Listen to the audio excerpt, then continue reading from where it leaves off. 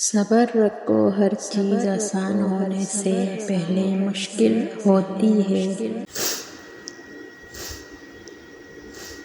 نام محمد سے خوشبو وفات ہے، ان کے روضے سے امتی کی صدا آتی ہے۔ کاش بیٹھے ہم یہ مدینے کی گلیوں میں کہتے ہیں واہ جنت سے ہوا آتی ہے۔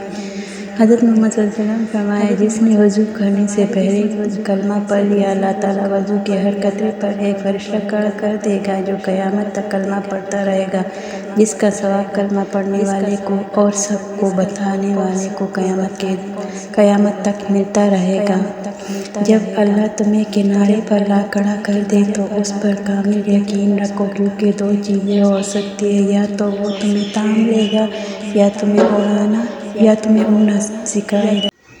اگر کوئی چیز تقدیر میں نہیں بھی لکھی تو پھر بھی دعا ضرور کرنی چاہیے، کیونکہ تقدیر کے سامنے ہم بے بس ہیں، تقدیر لکھنے والا نہیں۔ خاموشی ایک ایسی عبادت ہے، فرشتہ اسے لکھ نہیں سکتا، شیطان اسے بگاڑ نہیں سکتا اور کوئی اسے جان نہیں سکتا۔ نس نس سے واقف ہے، رگ رگ جانتا ہے، مجھے خود سے زیادہ میرا رب جانتا ہے۔ تین لوگ کبھی نہ بھولنا، ایک جس نے مشکل میں ساتھ دیا، دو جس نے مشکل میں ساتھ چھوڑا، تین جس نے مشکل میں ڈالا۔ جس طرح مردوں کو باحیا عورتیں اچھی لگتی ہیں، اسی طرح عورتوں کو بھی باکردار مرد ہی اچھے لگتے ہیں۔ تم اپنی ہزاروں غلطیوں کے باوجود اپنے آپ سے محبت کرتے ہو، لیکن دوسروں کی ایک غلطی کی وجہ سے ان سے نفرت کیوں کرنے لگ جاتے ہو؟ یا تو خود غلطیاں کرنا چھوڑو یا دوسروں کو معاف کرنا سیکھ لو۔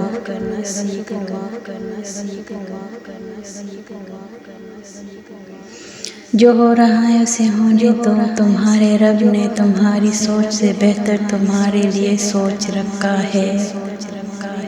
اندر سے ٹوٹا ہوا انسان باہر کے لوگوں کے بھی کسی کام نہیں رہتا۔ شرک کے بعد بدترین گناہ اللہ کی مخلوق کو تکلیف پہنچانا ہے۔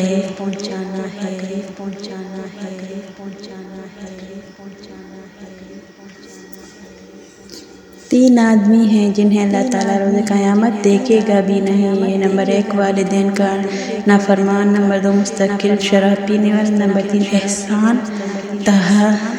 جتانے والا۔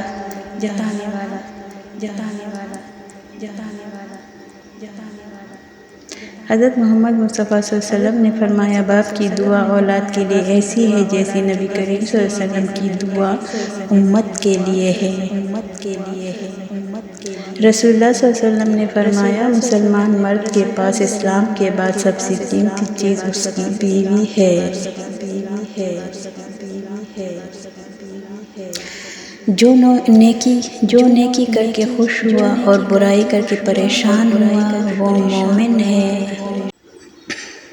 حضرت علی رضی اللہ عنہ نے فرمایا 4 خوبیاں انسان کو باکمال بنا دیتی ہیں۔ نمبر 1 ٹھنڈا دماغ، میٹھی زبان، نرم دل اور چہرے پہ مسکراہٹ۔ چراغ عشق جلا کر آواز دیتے ہیں، حضور اپنا سمجھ کر نواز دیتے ہیں۔ سبحان اللہ۔